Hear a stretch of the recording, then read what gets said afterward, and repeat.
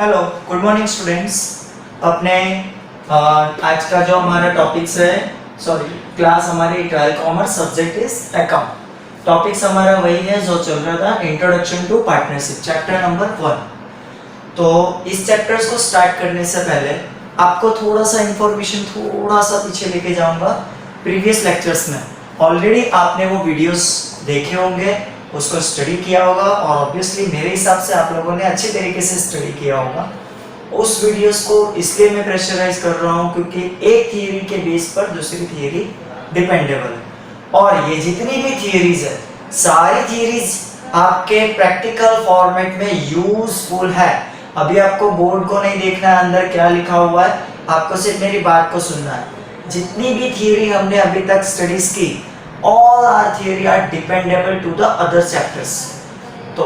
So please all of you concentrate of this chapter's theories. So please concentrate for today's topic.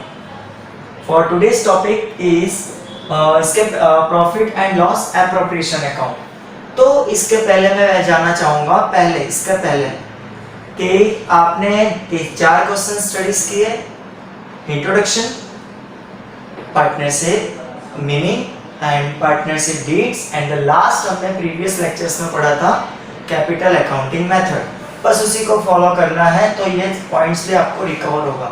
Capital accounting method आपको बनाया जाता था specially partners के Capitals के लिए।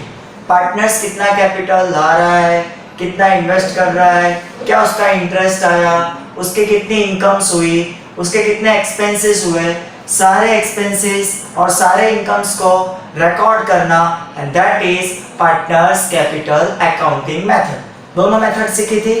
First is fix capital method and second is fluctuating capital method. तो आज हम उसी दोनों मेथड्स के अकॉर्डिंग एक नई चीज लेके आए हैं, and that is profit and loss appropriation accounts.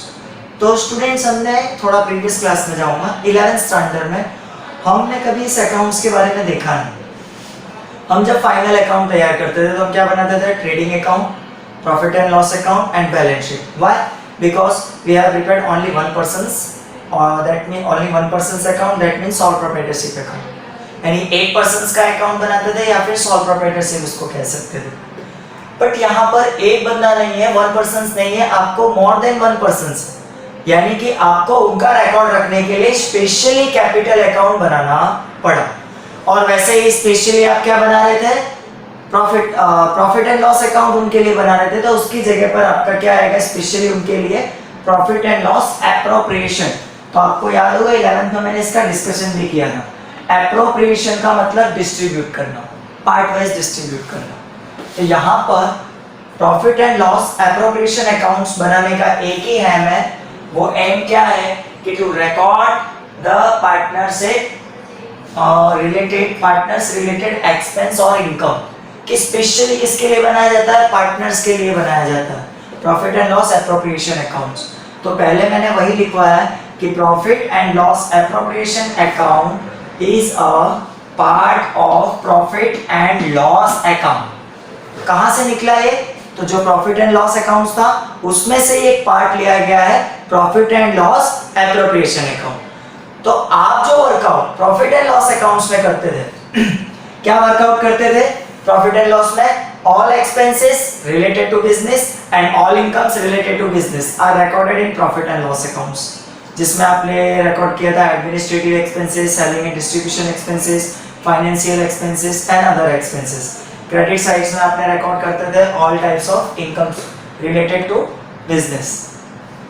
यहाँ पर भी वही काम करना है, इधर भी आपको एक्सपेंसेस रिकॉर्ड करनी है और इनकम्स रिकॉर्ड करनी है, बट आपको फर्म के रिलेटेड नहीं रिकॉर्ड करनी है, जो मैंने प्रीवियस चलाया था, partners related expense and partners related income, इसी को ही आपको रिकॉर्ड करना है एप्रोप्रिएशन अकाउंट्स में। सिर्फ पार्टनर्स का रिलेशन होना चाहिए। जैसे सैलरी, खाली सैलरी आ रही है, only salary are given, that is goes to already profit and loss account. But salary of Riya अगर ऐसा आता है, यानी कि किसी पार्टनर्स की सैलरी है, तो आप रिकॉर्ड वहां पर नहीं करोगे, रिकॉर्ड कहाँ करोगे?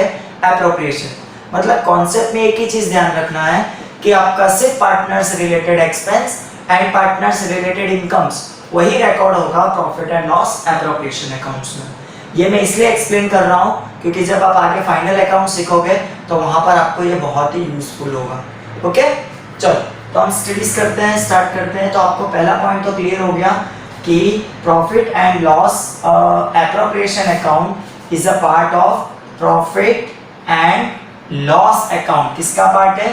प्रॉफिट और लॉस अकाउंट्स का ही भाग है profit and loss appropriation account. अब एक चीज वो तो वहां पे मैं एक चीज हमेशा ध्यान रखना, जो भी पार्टनर्स की एक्सपेंस है वो फर्म से रिलेटेड क्या होगी? इनकम। और जो पार्टनर्स की इनकम है वो फर्म रिलेटेड क्या होगी? एक्सपेंस। जो आपने ऑलरेडी लास्ट क्लास में सीखा था पार्टनर्स रिलेटेड, और वहां पर आपने पार्टनर्स रिलेटेड नहीं लिखा था लेकिन ऑनर्स रिलेटेड तो देखा ही था।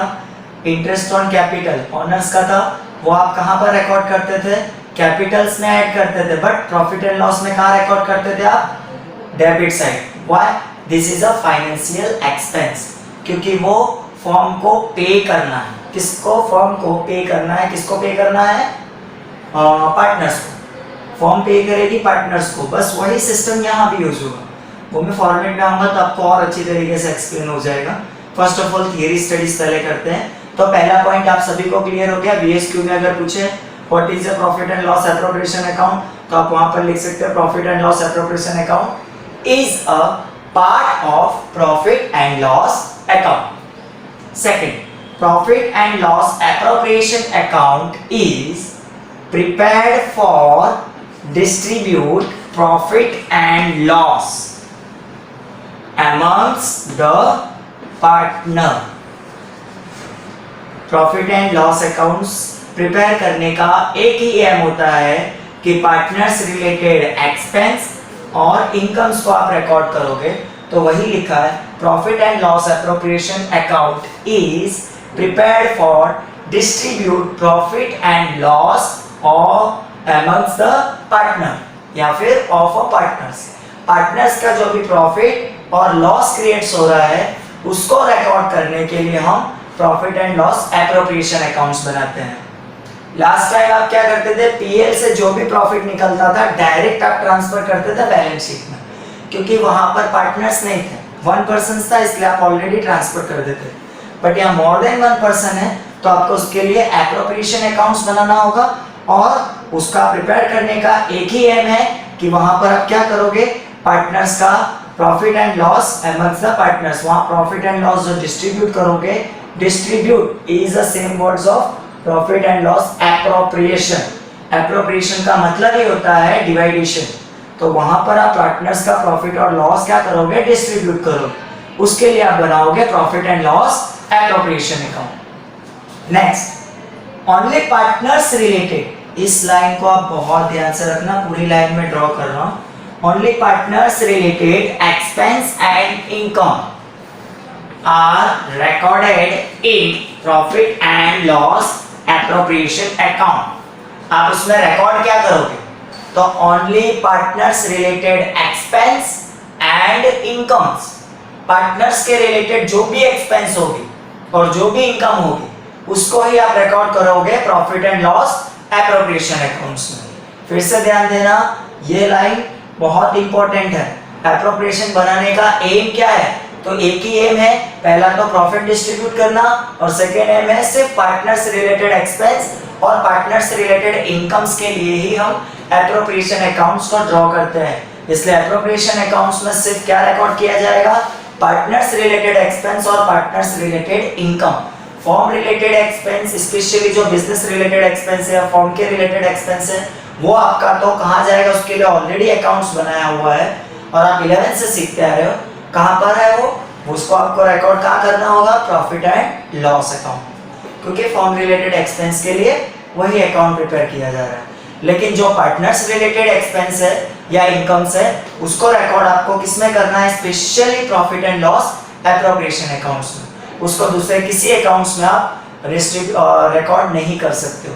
उसके लिए आपने कल एक लेक्चर सीखा था लास्ट लेक्चर्स में कि कैपिटल अकाउंट्स बनाना, मतलब इधर ही दो जगह उनकी एडजस्टमेंट जाएगी। उनके एक तो पर्सनल अकाउंट्स में, पर्सनल अकाउंट्स कहाँ होगा? उनका कैपिटल अकाउंट, और दूसरा कहाँ होगा, profit and loss appropriation accounts में। अब यहाँ पर क्या क्या किधर रिकॉर्ड किया जा रहा है वो बताया। All expenses and losses are recorded in a debit side. ये तो आपको 11 से, ये कॉन्सेप्ट कोई नया नहीं, आपको 11 से समझते आ रहे। सारे एक्सपेंसेस और सारे losses as per nominal accounts, जो आपने 11 में स्टडीज किया था। तो एज पर नॉमिनल अकाउंट्स सारे एक्सपेंसेस और सारे लॉसेस हमारे लिए क्या है, माइनस पॉइंट्स है। फॉर्म के लिए भी क्या है, माइनस पॉइंट्स। तो ये सारे कहाँ पर रिकॉर्ड होंगे, डेबिट साइड। और all incomes and profits are recorded in a credit side of profit and loss appropriation accounts. सारे इनकम्स और सारे प्रॉफिट्स आपको रिकॉर्ड कहाँ करने होंगे, क्रेडिट साइड। ओके, तो ये सारे पॉइंट्स आपको रिवाइज हो गए होंगे। एक बार फिर मैं शॉर्ट में रिपीट कर दूं। पहला पॉइंट ये है, profit and loss appropriation account क्या है, is a part of profit and loss account. Second, appropriation accounts prepared for distribute profit and loss of amongst the partners. Third points क्या है, ओनली पार्टनर्स रिलेटेड एक्सपेंस और losses and incomes and profits are recorded in a profit and loss appropriation accounts। यानी partners related income और expense को ही record किया जाएगा। And all expenses and losses are recorded in debit sides and all incomes and profits are recorded in a credit side of profit and loss appropriation accounts। तो ये important theory हो गई थी आपकी एप्रोप्रिएशन अकाउंट्स। इसको मैंने और clarifications किया है एज अ फॉर्मेट के according, format of profit and loss appropriation account. अब इस साइड आ जाएंगे, फॉर्मेट स्टडीज करेंगे, format of profit and loss appropriation accounts. और आपको यहाँ पता भी होगा, अकाउंट्स प्रिपेयर करने के लिए सबसे पहले हमारे माइंड में क्या आना चाहिए, फॉर्मेट। फॉर्मेट अगर हमारे पास होगा तो हम कोई भी सम्स इजीली कर सकते हैं। स्टार्टिंग में आपको क्या लिखना है, profit and loss appropriation accounts. Same format है जो फाइनल अकाउंट्स में आप प्रॉफिट एंड लॉस अकाउंट्स के लिए यूज करते थे इन 11th स्टैंडर्ड, बट खाली नाम चेंज हो जाएगा, profit and loss appropriation account of partnership form. क्योंकि वहाँ सॉल प्रोप्राइटरशिप नहीं है, यहाँ सब में आपको क्या लिखना होगा, पार्टनरशिप फॉर्म। तो profit and loss appropriation accounts भी किस में आप कन्वर्टेड करोगे, पार्टनरशिप फॉर्म में। तो let's start. That is a debit side. ये मुझे आपको बताना भी नहीं था, पर कोई प्रॉब्लम नहीं, आप ऑलरेडी इसको जानते ही हो प्रीवियस क्लास से। ये आपकी always left hand side is a debit side and right hand side is a credit side any of ledger accounts. That debit side में हम सबसे पहले क्या देखेंगे, फर्स्ट पॉइंट्स क्या इंक्लूडेड है, profit and loss, profit and loss accounts. यानी आप सबसे पहले फर्स्ट लाइन में क्या लिखते थे, आप ट्रांसफर अमाउंट लिखते थे। जैसे प्रॉफिट एंड लॉस अकाउंट्स बनाते थे तो वहां पर आप जीपी लिखते थे। जीपी कहां से टेक आउट करते थे, ट्रेडिंग अकाउंट्स। तो वहां पर आप लिखते थे टू ट्रेडिंग अकाउंट, अगर जीएल हो दैट मींस ग्रॉस लॉस हो या ग्रॉस प्रॉफिट हो। अगर प्रॉफिट होता था तो आपका क्रेडिट साइड लिखते थे और लॉस होता था तो आप डेबिट साइड लिखते थे। सेम कंडीशन यहाँ पर है। प्रॉफिट एंड लॉस एप्रोप्रिएशन किसका पार्ट है, प्रॉफिट एंड लॉस का ही है। तो प्रॉफिट एंड लॉस से जो भी आपका प्रॉफिट या लॉस टेक आउट होता है, कोई भी हो सकता है, फॉर्मेट में तो हम दोनों लिखेंगे। तो अगर आपका प्रॉफिट आता है तो आप कहाँ ट्रांसफर करोगे, क्रेडिट साइड। वहां पर लिखना है by profit and loss account, और यहाँ पर क्लैरिफाई किया है NP. NP that means net profit, वो आप कहाँ ट्रांसफर करोगे, क्रेडिट साइड। और बाई चांस अगर लॉस क्रिएट्स होता है तो वहां to profit and loss accounts लिखोगे, ब्रैकेट में क्या है आपका एन एल, यानी net loss. Is that clear, first line already आप पहले से पढ़ते आ रहे हो। ट्रांसफर अमाउंट यहाँ पर हम लिखते हैं। उसके बाद, अब इसके बाद का पॉइंट्स आपको चलाने से पहले एक कॉन्सेप्ट आपके माइंड में सेट करो। ये सारा आपको रटने की जरूरत नहीं, सब समझ में आ जाएगा। कैपिटल्स अकाउंट्स आप बनाते हो, प्रॉफिट एंड लॉस एप्रोप्रिएशन के नीचे आपको कैपिटल अकाउंट्स बनाना होगा या ऊपर बना सकते हो। तो कैपिटल्स अकाउंट्स में पार्टनर्स की पर्सनल इनकम और पर्सनल एक्सपेंस होगी, बट उसी को ही ध्यान में रखना है, उसको ही सिर्फ माइंड में कंसीडर करना है। जो भी पार्टनर्स रिलेटेड एक्सपेंस होगी वो फॉर्म रिलेटेड क्या होगी, इनकम। हमेशा ध्यान रखना, ऑपोजिट डायरेक्शन में चलेगा। Partners related expense is a firm related income and partners related income is called firm related expense. अगर इंटरेस्ट ऑन कैपिटल आता है, interest on capital is an income of partners. आप already 11th में भी देखते थे, कैपिटल्स में आप ऐड करते थे। सेकंड इफेक्ट कहां देते थे आप? Profit and loss accounts. But अब उसको second effect profit and loss में नहीं देना है, क्योंकि यहाँ पर स्पेशल उसके लिए अकाउंट्स बना। तो वो एक्चुअली प्रॉफिट एंड लॉस में भी आप डेबिट साइड देते थे। क्यों? क्योंकि वो फॉर्म रिलेटेड क्या होती थी? एक्सपेंस। बस वही कंसीडर यहाँ भी किया। तो पहले मैं डेबिट साइड क्लियर करूंगा, फिर क्रेडिट साइड पे आऊंगा। तो interest on partners capital is an income for partners, that means expense for firm. और आपको पता है एक्सपेंस हम कहाँ रिकॉर्ड करते हैं? Debit side. तो लिखा है to interest on partners capital account, interest on partners capital account. क्योंकि आप यहाँ पर डेबिट साइड इफेक्ट दे रहे हो तो टू लिखना है, वो आप ऑलरेडी जानते हो। ए एंड बी जितनी उनके इंटरेस्ट होंगे वो हम फाइंड करेंगे, उनको दोनों को ऐड करके आउटर कॉलम में अमाउंट ले जाएंगे, क्योंकि ये एडजस्टमेंट रिलेटेड है। एडजस्टमेंट आएगी तभी आपको यहाँ पर वर्कआउट करना होगा। Second point, to interest on credit balance of current account. तो करंट अकाउंट, इसके बारे में भी आपको मैंने पहले लेक्चर्स में एक्सप्लेन कर दिया था। या क्रेडिट बैलेंस क्यों लिखा? तो क्रेडिट बैलेंस करंट अकाउंट्स का, पार्टनर्स का जो करंट अकाउंट है उसका जो क्रेडिट बैलेंस होगा वो पार्टनर्स के लिए एज एन एक्स्ट्रा इनकम हो गई, एक्स्ट्रा अमाउंट हो गई। तो वो अमाउंट उसके लिए सरप्लस है। तो फर्म के लिए जब उसका इंटरेस्ट आएगा, उसका जितना भी करंट अकाउंट का बैलेंस है उस पर जो भी इंटरेस्ट आएगा वो पार्टनर्स को तो एक्स्ट्रा रिसीव्ड हो रहा है। इसके लिए वहां पर आप करंट अकाउंट में क्रेडिट साइड देखो, क्योंकि वो करंट अकाउंट्स के रिलेटेड क्या है? इनकम। और यहाँ पर आपको कहाँ लिखना है? डेबिट साइड, क्योंकि वो करंट अकाउंट्स जो उसका एक्सपेंस है और पार्टनर्स की इनकम है वो फॉर्म का क्या हो जाएगा? एक्सपेंस। इसलिए यहाँ पर क्रेडिट बैलेंस लिखा है। फिर कंफ्यूज मत होना, सर ये तो डेबिट साइड है, यहाँ क्रेडिट बैलेंस क्यों लिखा है? क्योंकि क्रेडिट बैलेंस इनकम या सरप्लस अमाउंट पार्टनर्स की है, बट फॉर्म के लिए तो वो एक्सपेंस है। मैंने पहले ही बताया था, एक ही माइंड में कॉन्सेप्ट रखना है, expense for partners, income for form. Income form partners, expense for form, एकदम रिवर्स में जाना है। तो क्रेडिट बैलेंस ही ऑब्वियसली यहाँ आएगा। Partners salary, bonus, commission, remunerations etcetera. तो ये जो भी पार्टनर्स की सैलरी है, बोनस है, कमीशन है, रेम्यूनरेशंस है, ये पार्टनर्स का एक एक्स्ट्रा अमाउंट है। याद करो पार्टनरशिप डीड्स में मैंने आपको एक पॉइंट बताया था, when agreement are given at that time only for active partners receive the extra amount for as a commission, bonus or a salary. Active partners को commission, bonus, salary extra amounts के according दे सकते हैं। तो यहाँ पर जो भी commission, bonus और सैलरी प्रोवाइड्स कर रहे हैं पार्टनर्स को, तो वो पार्टनर्स की क्या हो गई? एक एक्स्ट्रा इनकम होगी, क्योंकि उसको प्रॉफिट तो मिल ही रहा है। प्रॉफिट के साथ साथ क्या मिल रहा है?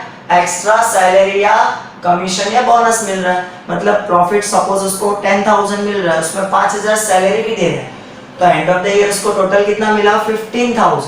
मतलब एक्स्ट्रा अमाउंट और अर्न की उसने, तो वो उसका क्या होगा? एक one type of income received होगी। और to general reserve, general reserve मैंने ये यहाँ क्यों लिखा है?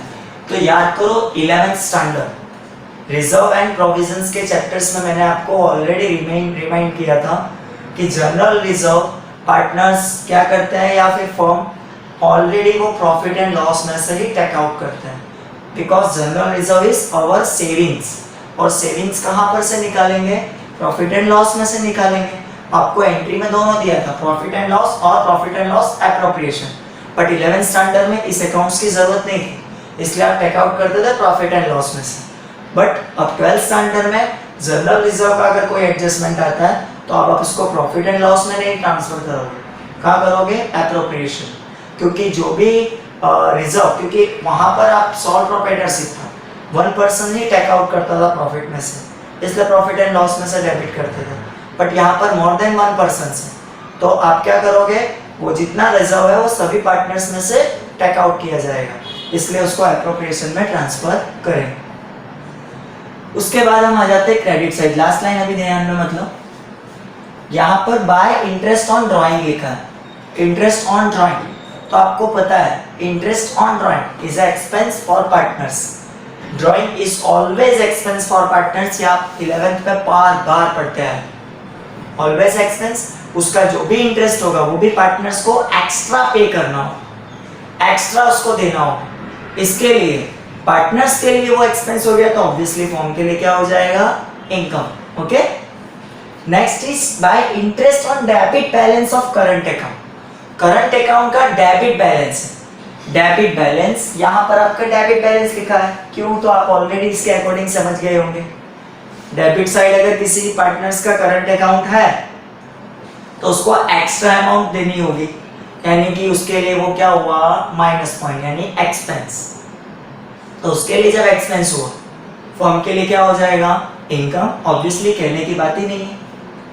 अब यहाँ पर ये दोनों पॉइंट्स मैं बताऊंगा, special profit and loss appropriation accounts take out करने का एम क्या होता है, डिस्ट्रीब्यूट प्रॉफिट एंड लॉस, और प्रॉफिट एंड लॉस को जब डिस्ट्रीब्यूट करेंगे उसको हम बोलते हैं डिविजिबल प्रॉफिट, जैसे आप ट्रेडिंग अकाउंट से ट्रांसफर करते थे that is called gross profit, profit and loss account से ट्रांसफर करते थे that is called net profit, और लास्ट एप्रोप्रिएशन से जो आप टेक आउट करोगे that is called divisible profit, in a short form DP.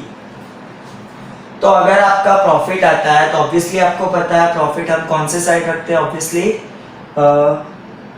Profit जब भी आपका आएगा वो आपका किस साइड आएगा,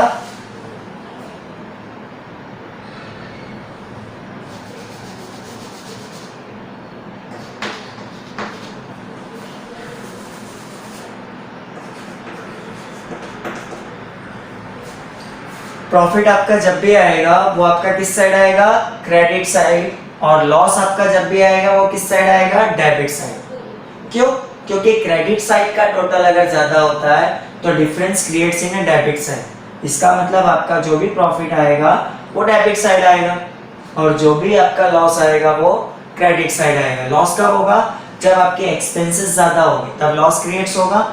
यहाँ मैंने दोनों पार्टनर्स लिखे हैं, तो हमेशा जो भी प्रॉफिट है या लॉस है उसको डिस्ट्रीब्यूट किस में करेंगे, profit and loss sharing ratio. अगर पार्टनरशिप डीड्स में दिया है सपोज 3:2 दिया है तो उसमें डिस्ट्रीब्यूट करेंगे, बट अगर एग्रीमेंट ना हो तो ऑब्वियसली आपको पता है इक्वल रेशियो में ही हम डिस्ट्रीब्यूट करते हैं। इधर भी वही सेम आएगा, हमेशा प्रॉफिट एंड लॉस यहाँ जो भी डिस्ट्रीब्यूशन होगा वो किस में होगा, आपका profit and loss sharing ratio में, कभी भी कैपिटल रेशियो में डिस्ट्रीब्यूट नहीं करना, क्योंकि कैपिटल रेशियो स्पेशली किसके लिए होता है, डिस्ट्रीब्यूट ऑफ कैपिटल। तो अगर आपको सम्स में रेशियो ना प्रोवाइड किया गया हो दैट मीन्स इक्वल रेशियो, तब आपको इक्वल में डिस्ट्रीब्यूट करना है, और अगर रेशियो प्रोवाइड किया गया हो तो कोई प्रॉब्लम नहीं है, उसमें आप डिस्ट्रीब्यूट कर सकते हो। ओके, तो ये सारी थियरीज आपको 1 टाइम्स और रिवाइज कर लेनी है।